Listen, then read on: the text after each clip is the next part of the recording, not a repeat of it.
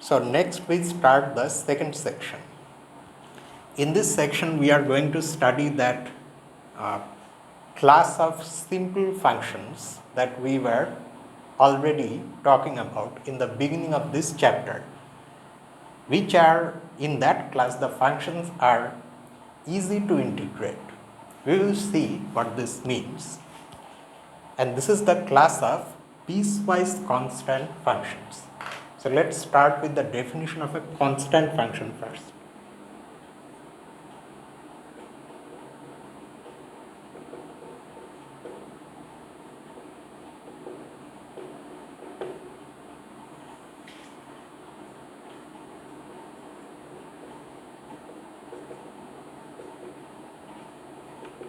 Constant function. Let x be a subset of R, the set of real numbers, and let f be a function from x into R. We say that f is a constant function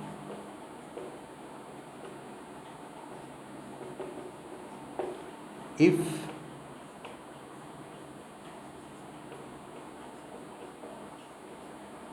there exists some real number c such that c is the only value f takes. In other words, f of x is equal to c for all x in the domain of f. If instead something like this happens, if E is a subset of x, say now that the entire function f is not constant, but when we restrict f to a subset E of x, that restriction becomes constant. That can also happen if E is a subset of x such that the restriction of f to E is constant. Is constant means is a constant function. And what does that mean? That means this. Then we say that f is constant on E. The entire function f may not be constant, but when restricted to E, it becomes constant. Then we say that f is constant on E. In other words,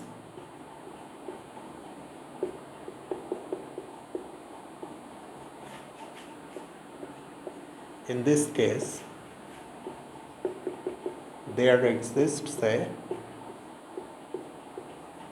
real number c such that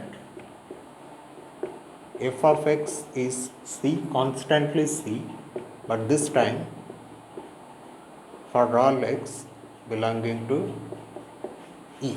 If you go outside of E, then that value c may change. Note carefully that this second part of the definition is actually not the definition of a constant function. It is something else, but the first part is a special case of this. Namely, a constant function is a function which is constant on its domain x. Okay. So it's a special case of this second part when E is equal to x. In this case,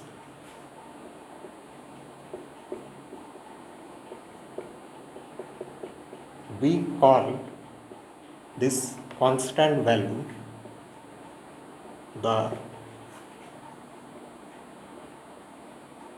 we call this C the constant value of f on E. Okay, so this is the entire definition.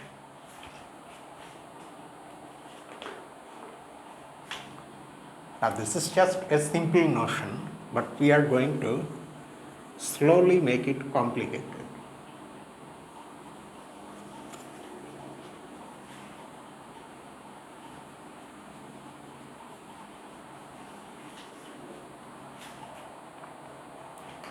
Okay, now here is a remark. Before we see anything else, here is a remark about one aspect of this definition. Let's see what the remark is.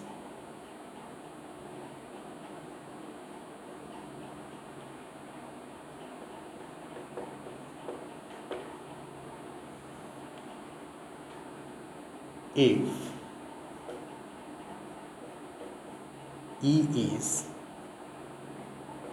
non-empty, okay, E is non-empty means in the context of the above definition we are having this discussion. If E is non-empty, then the constant value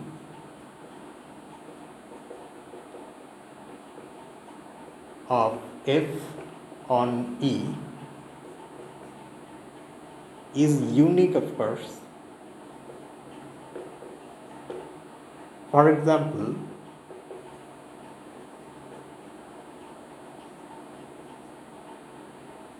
f cannot be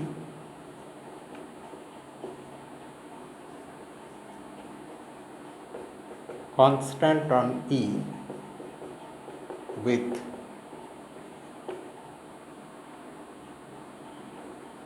the two constant values.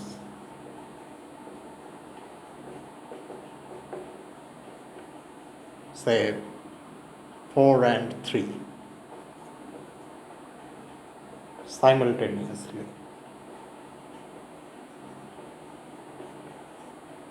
In other words, once we have the value C fixed for f on E, then that C will not change.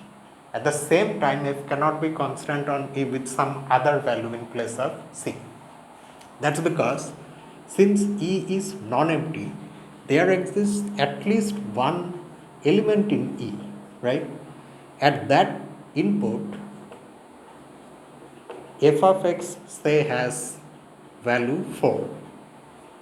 But if f is constant with some other constant value, then simultaneously that f of x also has to be 3. This, however, is not possible. So that's why when E is non-empty, the constant value of f on E must be unique. However, that's not the case when E is empty.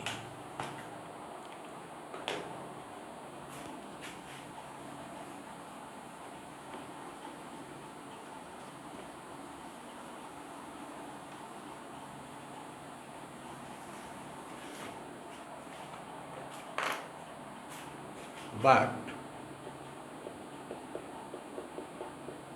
when E is empty, the constant, and in this case there is really, it does not make sense to say the constant value, but anyway we are calling it like that. The constant value of f on E is not unique. In fact, any real number is a constant value.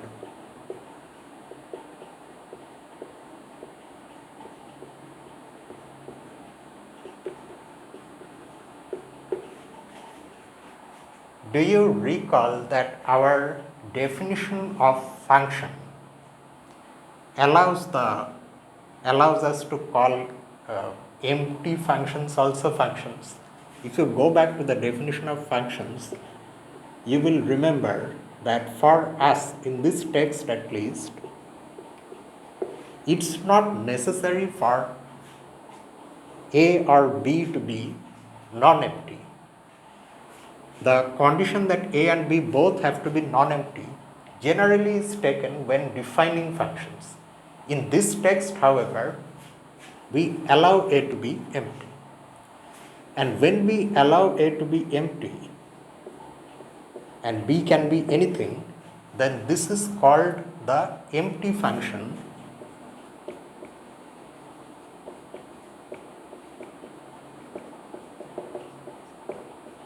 with range B.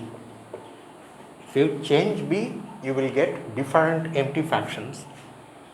Empty functions do not do anything. They are just there because the original definition of functions allows this case to be included among functions. So, if your subset E is empty, say the original function is like this, no? There exists a non-empty. Okay, so this is an ordinary function, not something strange like this. But you can consider E to be empty also, that is also a subset of X. Now, if you restrict your function to this E, then due to E being empty, you get the empty function with range R. That function, however, technically is also constant. Oh, and let us see why exactly this is constant. I mean, the condition should be true, no? That there exists a real number C such that f of x is equal to C for all x belonging to E. Let us see for once exactly how that is true when E is empty set.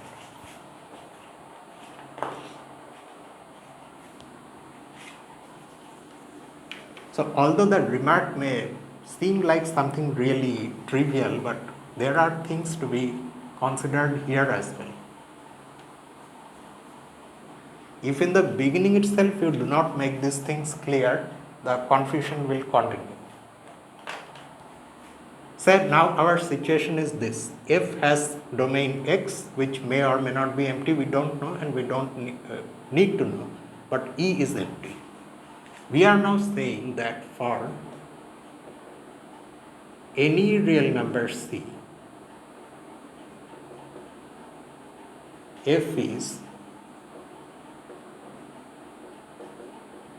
constant on this with the constant value C. What does this mean? This means that f of x is equal to C for all x belonging to E, which now is empty. Another way of writing this same sentence is this: if one looks carefully, it is actually an implication. If x belongs to the empty set, then f of x is equal to C. Now, this is an implication whose hypothesis is false. So, not have to think about the conclusion. The implication is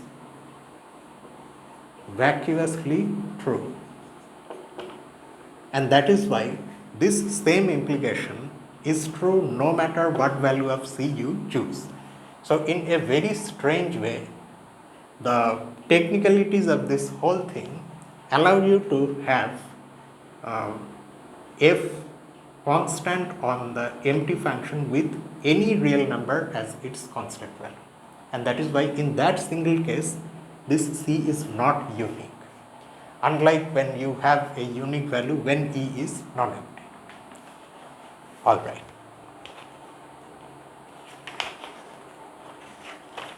Now, next we see the definition of a piecewise constant function.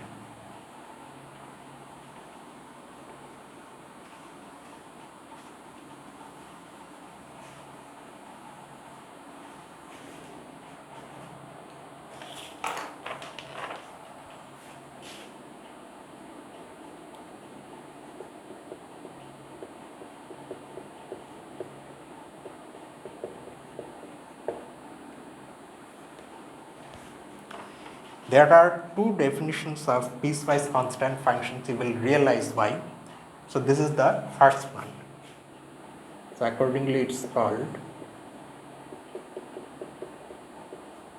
piecewise constant functions 1. Because we are going to ultimately consider functions with domain that are bounded intervals, so we will define piecewise constant functions also with that kind of domain. Let I be a bounded interval. You remember what is the bounded interval? A bounded interval looks like this. It's either this closed interval or this half open interval or this half open interval or this open interval where a and b are real numbers. Note that I am not saying which one is larger, which one is smaller. You can take here, in fact, you can take a to be greater than b. Although we do not do that in all these things, we generally take a to be less than or equal to b, but if you want, you can take that. In that case, this will be empty. But the point is that these endpoints of the intervals must be real numbers. That is, they should neither be plus infinity nor minus infinity. When that happens, we say that I is a bounded interval. Okay, so I is a bounded interval.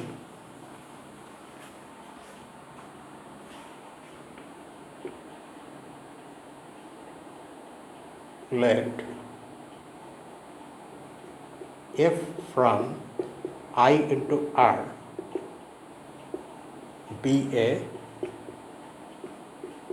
function and let P be a partition of I. Okay, so we have three things: a bounded interval I, a function defined on I, and a partition P of I. Of course, if you have a function, then there itself I is already there. We say that f is piecewise constant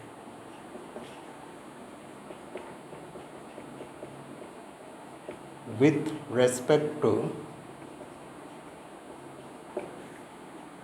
the partition P if we may have to write with respect to again and again.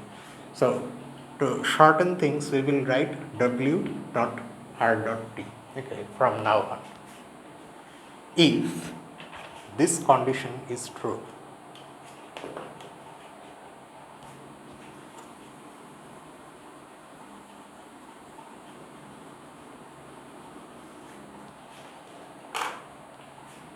if for every j in P, f is constant on j. We know what the elements of a partition are. They are subintervals of I. On those subintervals, if you restrict f and it turns out that each such restriction is constant, then we say that f is piecewise constant. That's why piecewise constant with respect to the partition. It is constant on each interval, on each element of the partition P.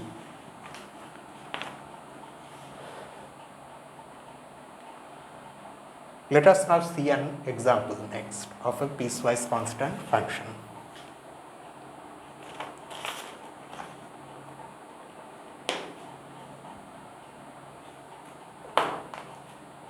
So this is example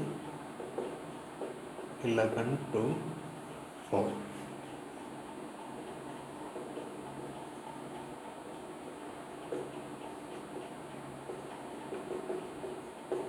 consider the function f defined on the bounded interval, closed interval 1 comma 6.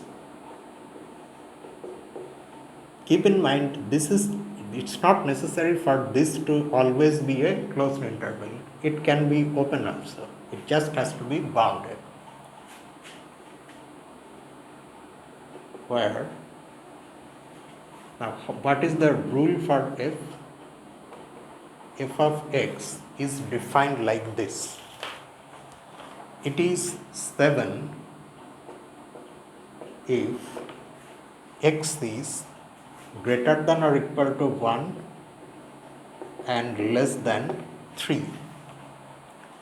It is 4 if x is equal to 3. It is 5 if x is greater than 3 and less than 6. And it is 2 if x is equal to 6.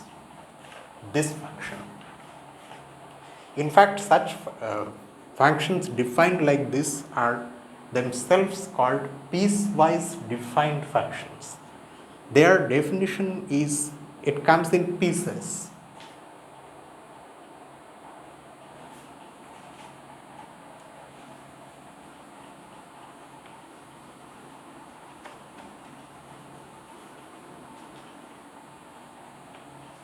Now, just from the definition of this function, one can see that it's piecewise constant with respect to a very clear partition of this interval, and that partition is this. Clearly, f is, let me shorten piecewise constant also. Let me simply write p dot c.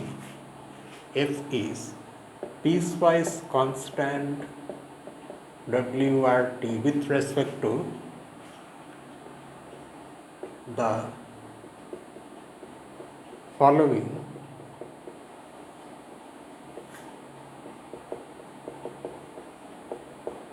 partition of our interval 1 comma 6. This partition P. One subinterval is determined by these inequalities. The closed open interval 1 comma 3. One subinterval is this degenerate interval consisting of only 3. And then these inequalities give us this open interval, and finally another degenerate interval consisting of only 6.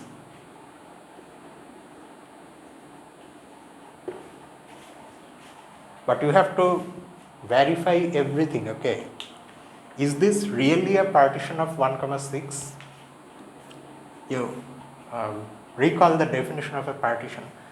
A partition, first of all, has to be a finite set. Yes, it is a finite set. It has 4 elements. Each element in the set must be itself a bounded interval. It can be a degenerate interval, but it has to be a bounded interval. That is also true. Each one of them must be a subset of the original interval. That is also true. Further, any point of the original interval must belong to exactly one of the subintervals, if we call these things subintervals. We saw back when we were discussing about partitions that this last condition, that each element here has to belong to exactly one element in P, is equivalent to these two conditions. The union of these subintervals should be equal to this, and they should be mutually disjoint. Is that true? If you take the union of these things, just imagine the intervals on the real line. You go from 1 to 3, 1 is included here, 3 is not. And then you go from 3 to 6, again 3 is not included, 6 is also not included. So you are also considering 3 and 6 then separately. So obviously the union of these intervals is equal to this. Moreover, these intervals clearly are mutually disjoint, and that is why this is a partition of this. Now you verify this definition. On each subinterval in P, is the function constant f? Yes. On this subinterval, f is constant. If you restrict it to this subinterval, you get the constant function whose only value is 7. So the value of f on this is 7. The value of f on 3 means, of course, there will be only one value because there is only one input. But still, technically, on this degenerate interval, f is again constant, but this time with value 4. On this open interval also, f is constant with value 5. And here again at 6, it is obviously constant with value 2. Yes. But this is not the only partition with respect to which f is constant, piecewise constant. Others can also be given. Another one is this. Also, f is piecewise constant with respect to the following partition.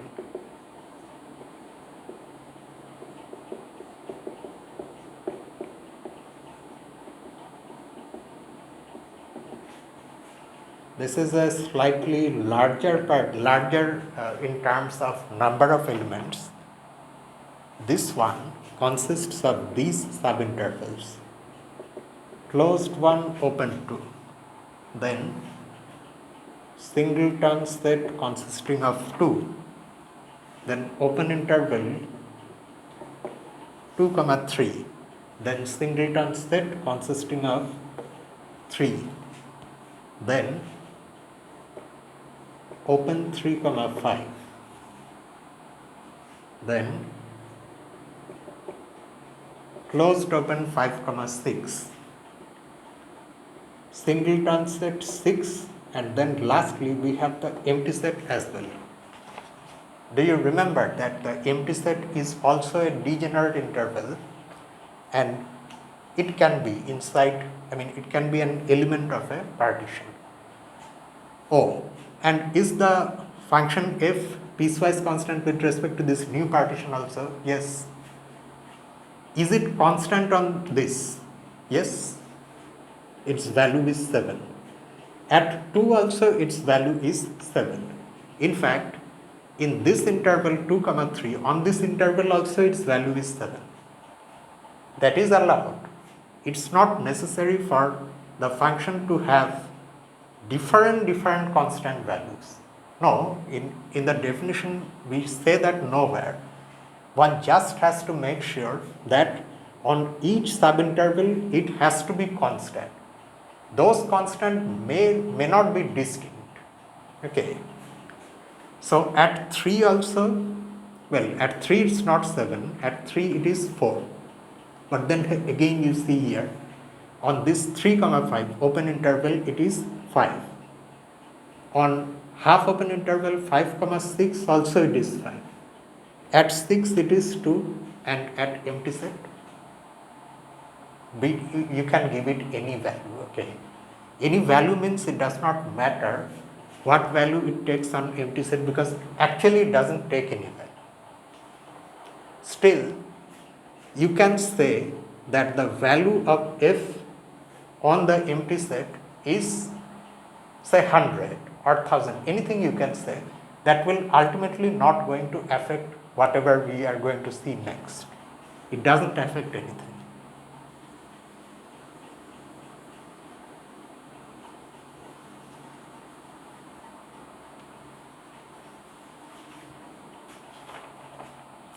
And now we come to the second definition of piecewise constant function. Why two definitions? You see, the original definition depends on a partition. This one is also going to depend on a partition, but we do not originally mention any partition. It just starts like this. So this will be 5. definition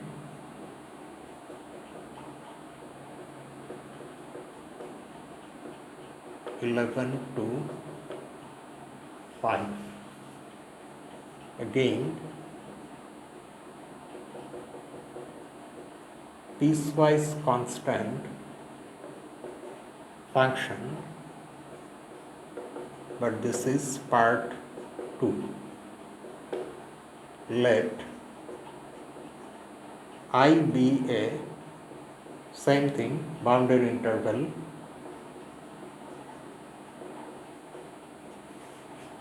and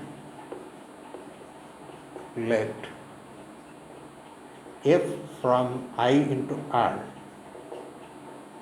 be a function. We say that f is piecewise constant on I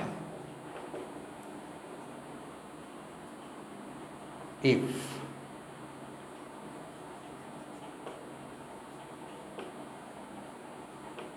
there exists a partition of I with respect to which f is piecewise constant. If you find, you see, that f which we had here, that is piecewise constant with respect to this partition as well as this partition. If you find at least one partition with respect to which your f is piecewise constant, then we call it piecewise constant on whatever interval it's defined.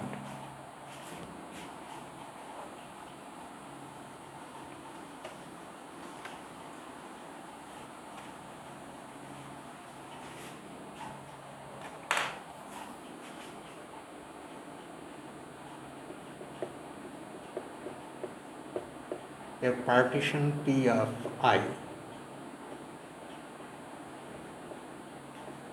such that f is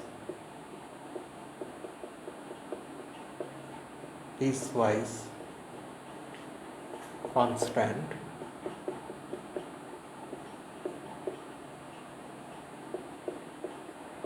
with respect to P. I could have written PCWRT here also, but it doesn't look good in a definition. It is somewhat more formal than, say, an example, which is kind of a discussion.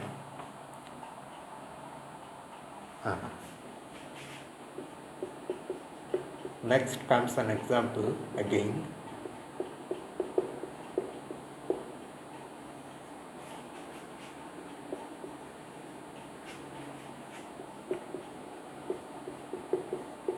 The function in the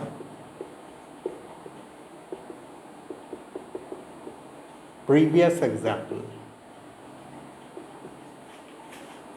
that one, that means which is 7, then it takes those values 4, 5, 2, that thing, is piecewise constant on 1, 6, because there exists a partition of 1, 6 with respect to which it is piecewise constant. We have actually seen two such partitions. One suffices. Also, and next see this line. Also, a constant function on some bounded interval, say I, is piecewise constant on I. The author asks why. Well, because the function itself is constant. So you can take many different partitions of I depending on what I actually is. But no matter what partition you take, the function, because it's constant, it's going to take a constant value on each subinterval of that partition. In particular, you have this partition of I, this extremely boring looking partition whose only subinterval is I itself. Oh, is it a partition? Although we have already seen that this is a partition when we were discussing partitions, but can we just quickly see it once more? Is it a finite set? Yes. I mean, it's a singleton set, so it's a finite set. What are the elements in this? Only one element. Is that a bounded interval? Yes, because I originally is a bounded interval. Is it a subset of I? Yes, I is a subset of itself. Is every element of I inside exactly one subinterval here? Well, there is only one subinterval, and any element of I of course belongs to I. So this is a partition with respect to which our function, which is actually constant on I, is constant. So that is why any constant function is automatically piecewise constant, and that is why piecewise constant functions generalize constant functions. They are constant, maybe not throughout the domain, but constant in portions of the domain.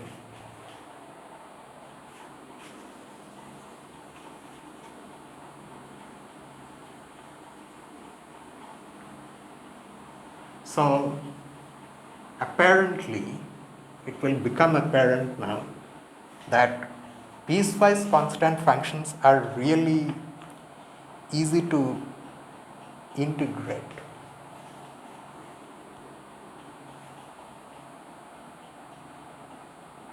But before we get to the definition of integration, there is this lemma which will come in handy.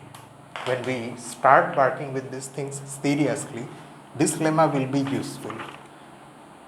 So let's see this lemma.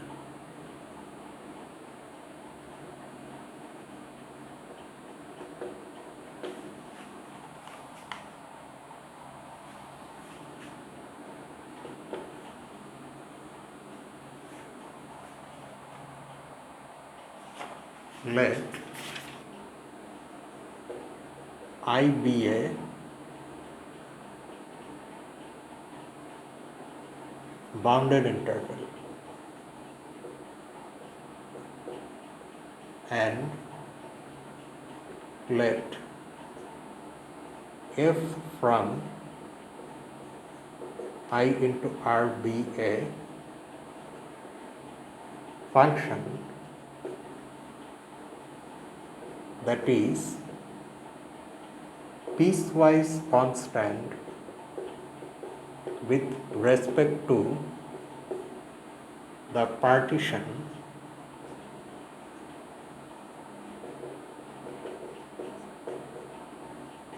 P of I. Okay.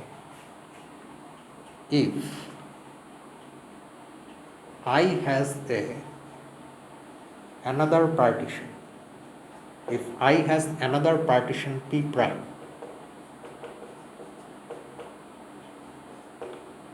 that is finer than P,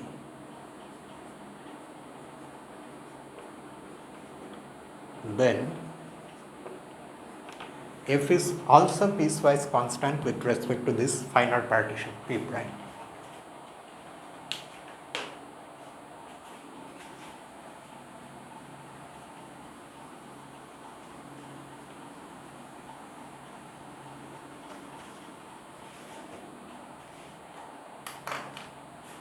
Then F is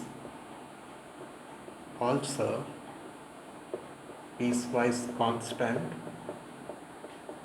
with respect to the finer partition P prime. Its proof is an exercise which we will see when we solve exercises. It's in fact the first exercise.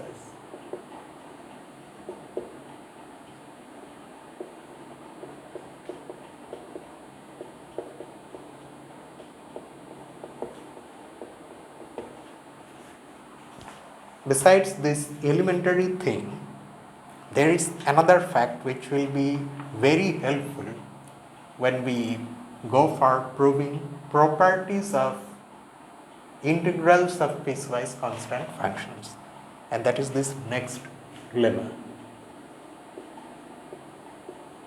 This lemma basically says that if you take algebraic combinations of piecewise constant functions, those combinations also remain piecewise constant. Let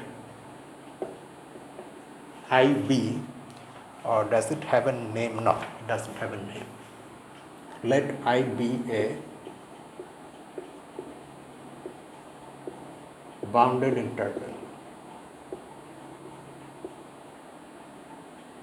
and let f from I into R, and there is another one, G also from I into R, be functions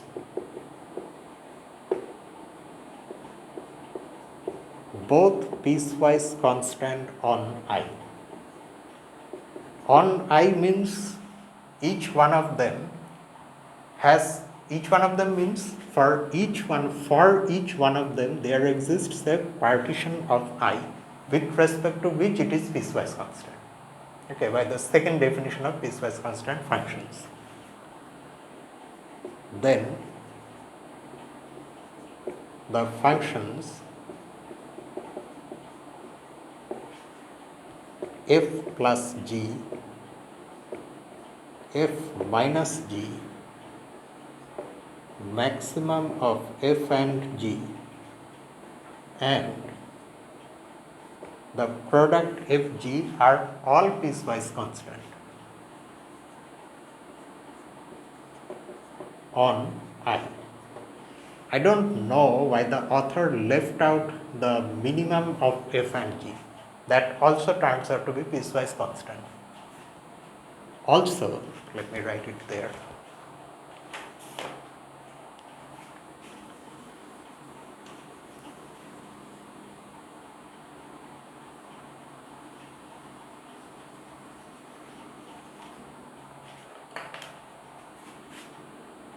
Also, if g does not vanish on I, in other words, if g of x is not equal to 0 for all x in I, then in that case you can consider this quotient also, f divided by g, is also piecewise constant on I. Its proof is also an exercise. It's, I think, the second one.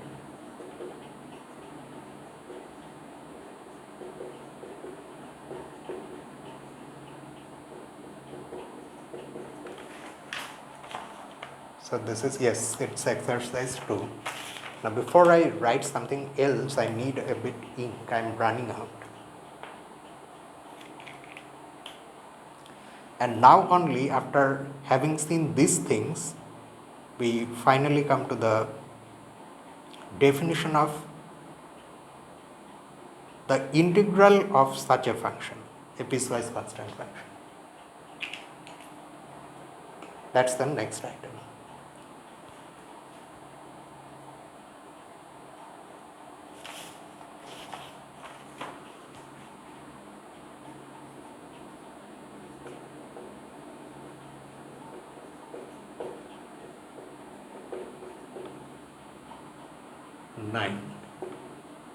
And accordingly it's called piecewise constant integral. And just like the original definitions of piecewise constant function, there are part 1 and 2. This one also has part 1 and 2. So this is part 1.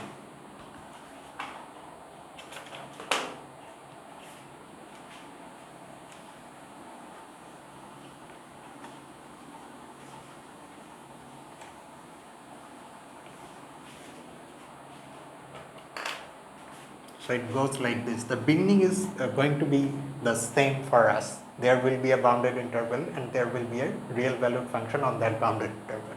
For the rest of this chapter, that's how we are going to consider functions. let I be a bounded interval. Because we are having to write bounded interval again, if we want, we can abbreviate this also. Maybe in place of bounded interval, we can write BDINT. But too much of abbreviation will eventually lead to confusion. Okay, you may forget what these abbreviations mean, or you may confuse them with something else. INT, it happens, okay. If you are too deep in something, you may forget about these little things. For INT, we may mean integral. However, someone may confuse that with integers. Okay, so too much abbreviation is not good. Let I be a bounded interval and let f from I into R be a function which is piecewise constant. It's okay if you write PC, because anyway we are going to write PC in the notation itself of this integral, which is piecewise constant with respect to a partition P of I. Then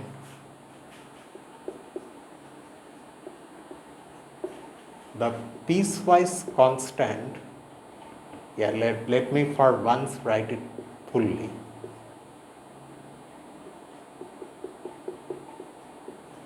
Writing abbreviations it has its own disadvantages, okay. How do you remember spellings of words like this? The more you write a word, because if you say something that does not tell you the spelling, the more you write a word, the more you remember the spelling. The less you write a word, you tend to forget it.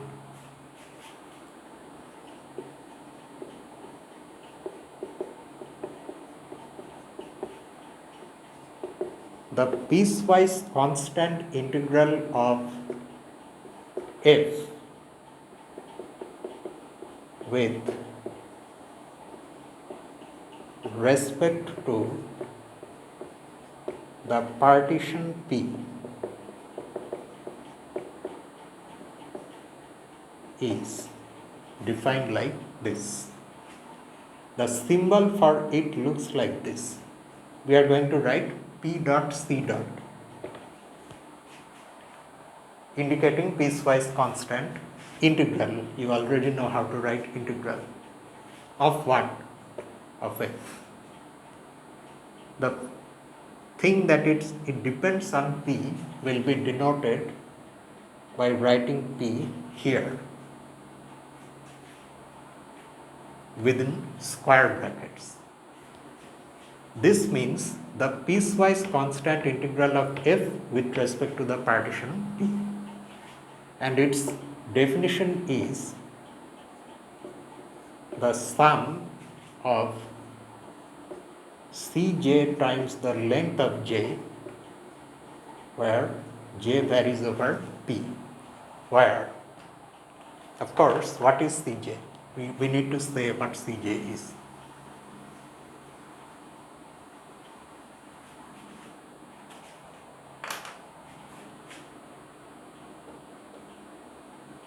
Where Cj is the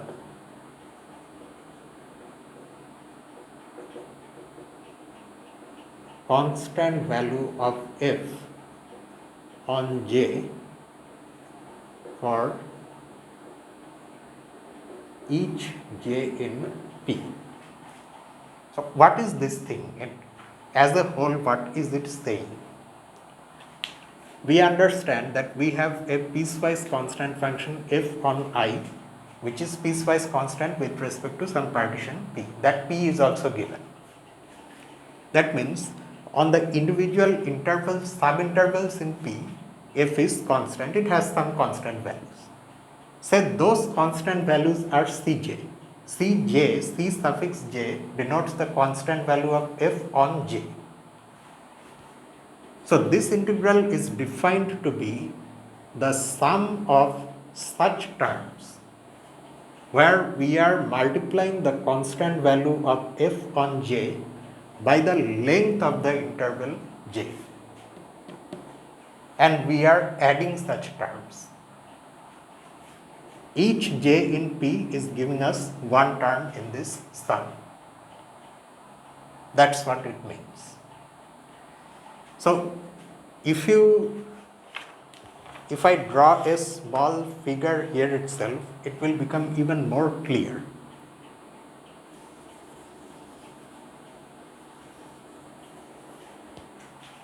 I won't take a specific function or anything like that. If I want, I can take, it will make things more clear, right? Let me consider this function.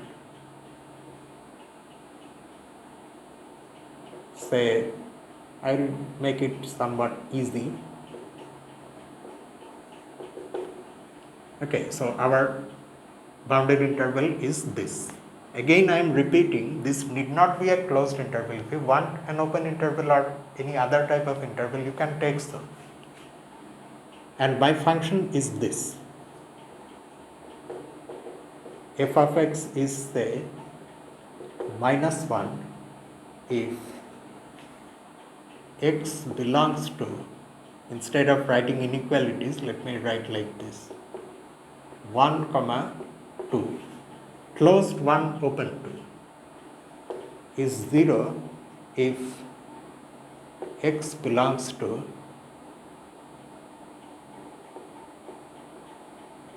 this. In other words, if x is equal to 2, 1 if x belongs to the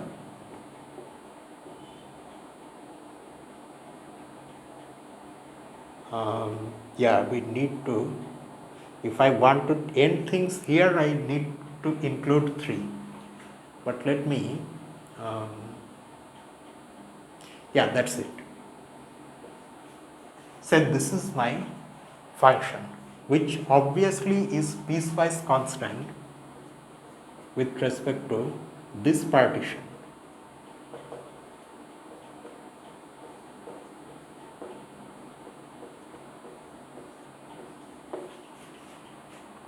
So if one draws the graph of this function, how will it look?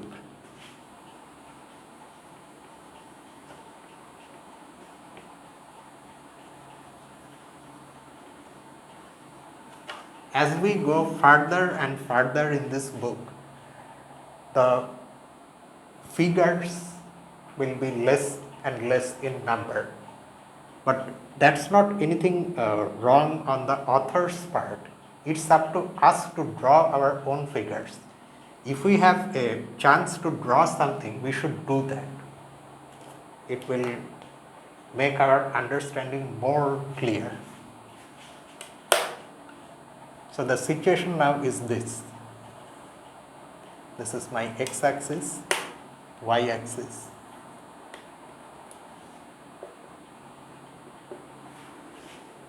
We don't have to be too careful about actual distance or anything, just we want to see the shape of the graph. So the interval is 1, 3. There was no real need to draw this part. But anyway, let me now mark out the points somewhat like this. 1, 3, and this is 2. So the function is constantly -1 between 1 and 2, at 1 but not at 2.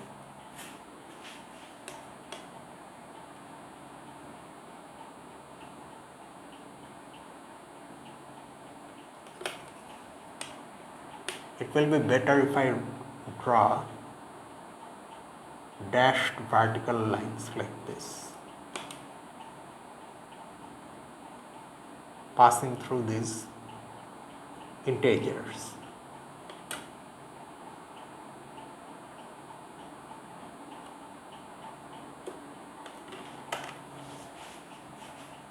Okay, so the fact that 1 comma minus 1 is a point on the graph is indicated by drawing a black circle here, but the point 2 comma minus 1 is not a part of the graph. So we draw a white circle here. This white circle prevents this line from touching that vertical line, indicating that at the input 2, minus 1 is not an output. Instead, at 2 the output is 0. So you get a single point here. That's also a part of the graph. And on the right side of 2, the function is constantly 1 till it reaches 3. So that means we will have another white circle here and a black circle here and a line here. Okay. So if one now calculates this thing for this function,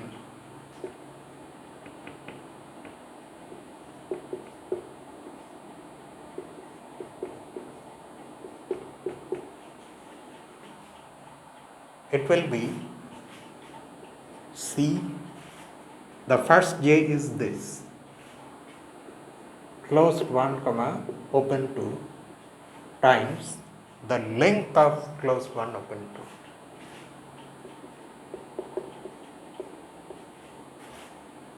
Plus C2 times the length of 2 plus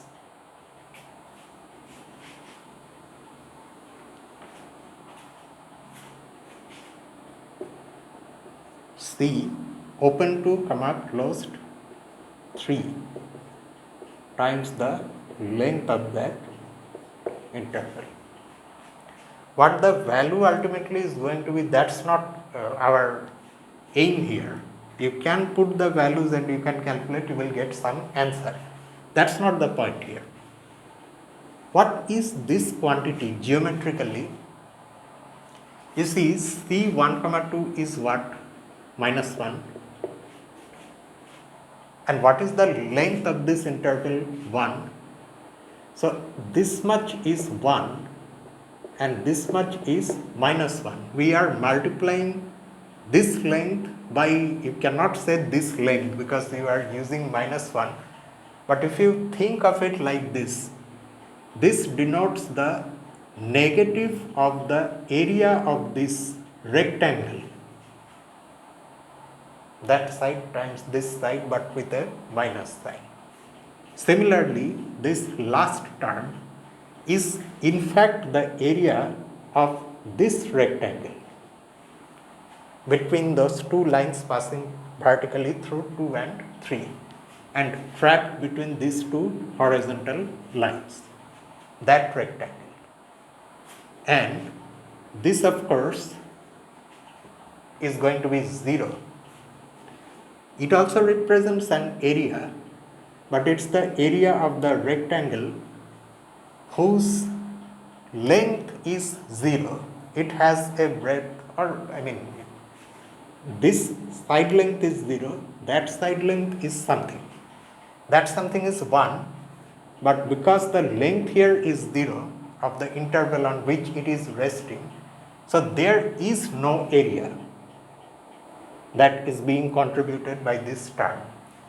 This term contributes a negative area, this term contributes a positive area. There is nothing called negative area, but I am just simply saying this term contributes 0 area. And that's why already you can see why the integral has been defined in this way. Because if you remember from your calculus courses, it's like a Riemann sum. The rectangles that you use to approximate the area under a curve. But here, the curve is so easy that unlike a general curve, you do not lose any area because here the curve is the most suitable for defining area or integral like this. And that is why this class of functions, that is piecewise constant functions, have extremely easy integrals, which are just finite sums.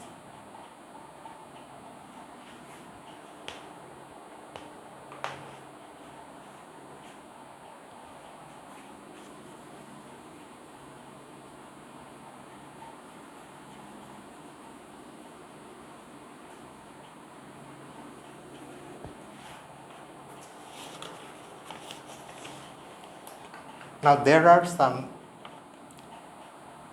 small remarks about this definition, which comes, this is of course by us, it's a little thing, but in the actual text, the next item is this remark.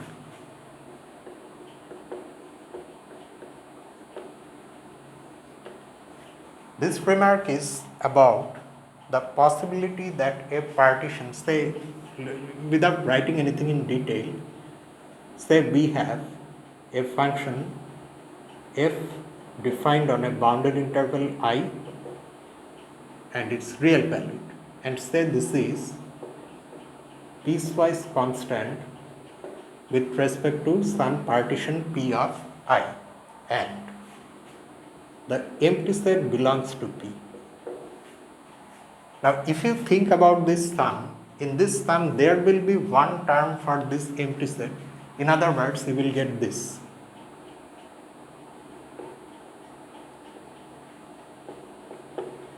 Now, we have seen that the constant value of any function on the empty set can be taken as any real number. So, what we take in place of C suffix empty set does not matter. We can take any real number, but will not that change this sum? It should change, right? If you just take just about anything here, say you have decided to take 100 here, someone may have decided to take minus 1000. Will that not change everything? How will you get a single unique value? But the lucky thing here is that whatever you take here is a finite real number of your choice. The length of the interval, however, because it's degenerate, is 0.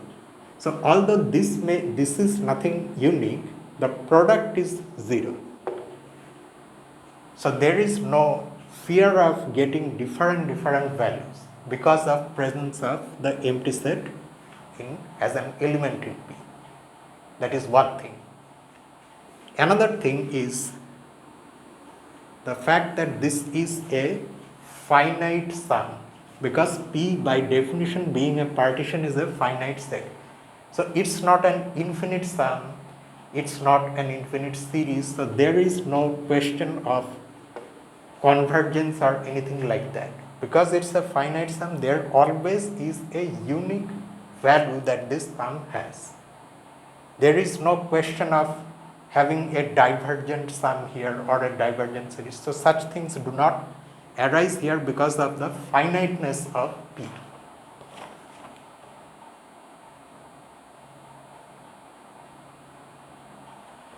And one more thing that the author notes in this remark is that this definition is somewhat artificial because it depends on the partition P. If you change the partition, obviously this sum should change. That's how it feels like.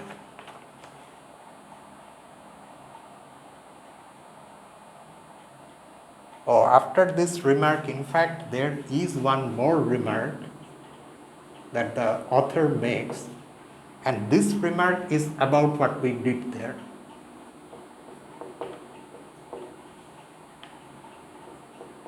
So the author says that the piecewise constant integral corresponds intuitively to one's notion of area, like this.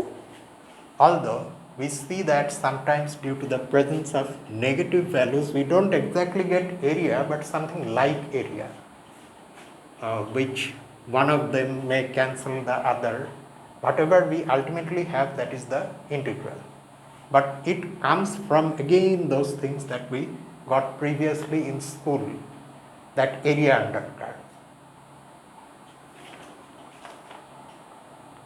Now finally, let us see this example. With this example, we are going to end today's discussion. But this example will show us something. So far, note that we have defined the piecewise constant integral of a function with respect to a partition.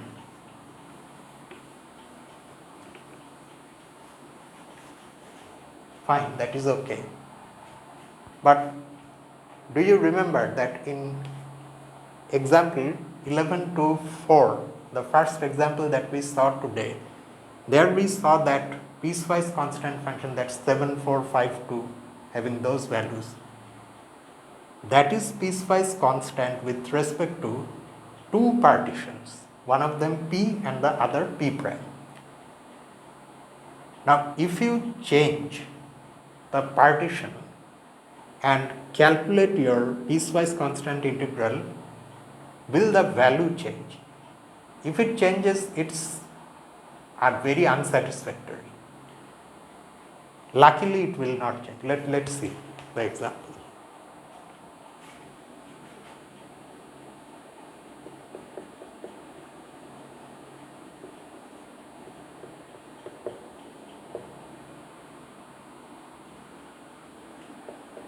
It should be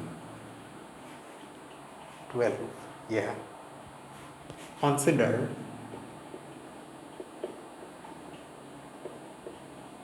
the function f from closed interval 1, 4 into r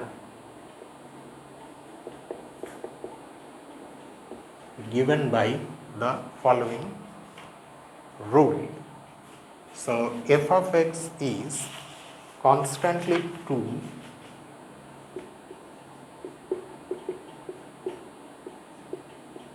if x is greater than or equal to 1 and less than 3. It is 4 if x is equal to 3 and 6 if x is greater than 3 and less than or equal to 4. All right. So obviously f is piecewise constant with respect to the following partition of 1, 4.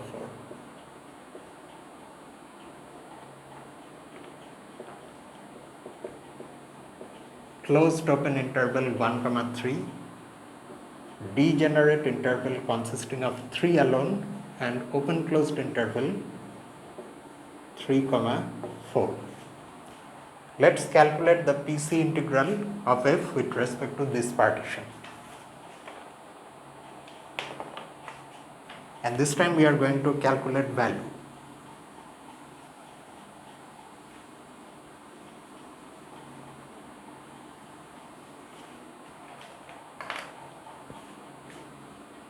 So PC integral, for some reason I tend to write f here itself, it's a habit.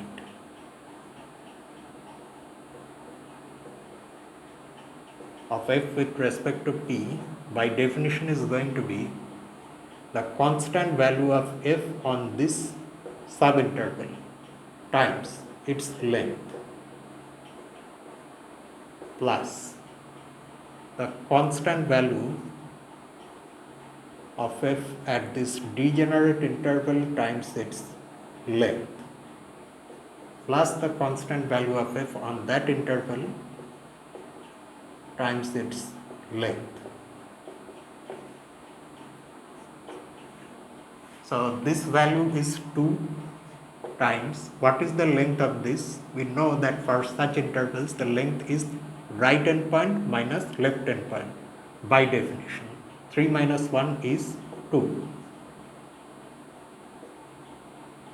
plus, what is this value? 4, times the length of a degenerate interval by definition is 0, plus 6 times 4 minus 3, 1.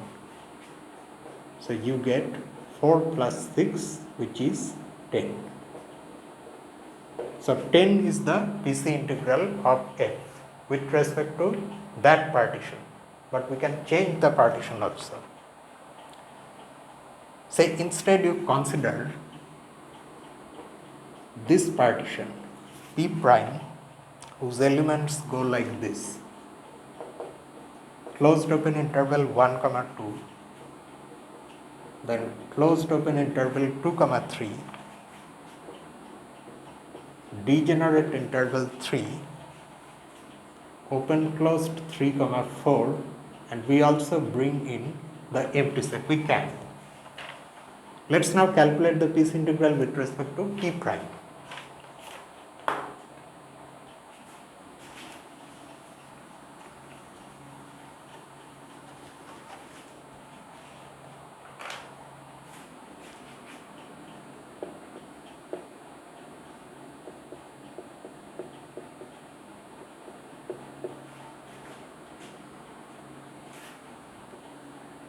C closed open 1 comma 2 times its length plus C closed open 2 comma 3 times its length plus C degenerate interval 3 times its length plus this one, open closed 3 comma 4 times its length, and finally this times its length. Okay, so let's remember this. Oh, there is no real need to erase this part. We can keep it and continue our calculation from here. So on this interval 1 comma 2, which is a part of this region, the value is 2 times the length again here is 1 plus this second interval is also contained in this region. So there also the constant value is 2 times its length is 1 plus at 3 the value is 4, but the interval is degenerate, so length is 0 plus finally here the value is 6 times this length is 1 plus this is just any real number times the length is 0. Okay. So what are we going to get ultimately? This and this vanish. 2 plus 2 is 4, 4 plus 6 is again 10. So you are getting the same value. Do you see one thing, that in this partition P prime and in the original partition P we had this interval, right? Closed 1 comma 3. That has been broken into two parts in this partition. And they have contributed to this 2 terms. In the original partition P, there was only one term contributed by this interval. Now, the parts of this interval are lying here, which have individually contributed those 2 terms. And if you take 2 common out from here, you get 1 plus 1, which is 2. This interval has length 1, this one also has length 1, and they sit side by side to give you an interval of length 2. So because of these connections, we end up getting the same value. Now, is it true in general or is it true only for this example? luckily it's true in general. If you have a piecewise constant function on an interval, a bounded interval I, it does not matter what partition you choose with respect to which f is piecewise constant. The integral that you are going to calculate using that partition, the integral won't really depend on that, in the sense that if you choose some other partition, you will end up getting the same number. And when we prove this, that will then enable us to define piecewise constant integral of a function that is part 2, that does not ultimately depend on any partition. I mean, of course you need a partition to calculate it, but the choice does not affect the end result. So when we do that, our defining piecewise constant integral of such piecewise constant functions will be over. The definition part will be over. But after that we will see properties of such integrals, the properties that you normally use. When you integrate a sum of two functions, you integrate them individually and just add the integral. Such properties are going to come next. That, however, we won't do tonight. We will do this next Sunday. So with this thing, we are going to stop here. And tomorrow we have our usual number theory. We have already seen how to express any positive integer in base b.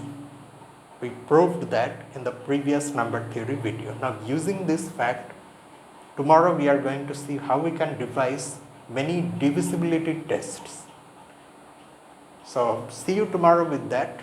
Until then, this is me, Lucifer, from a mathematical group. Have a nice day.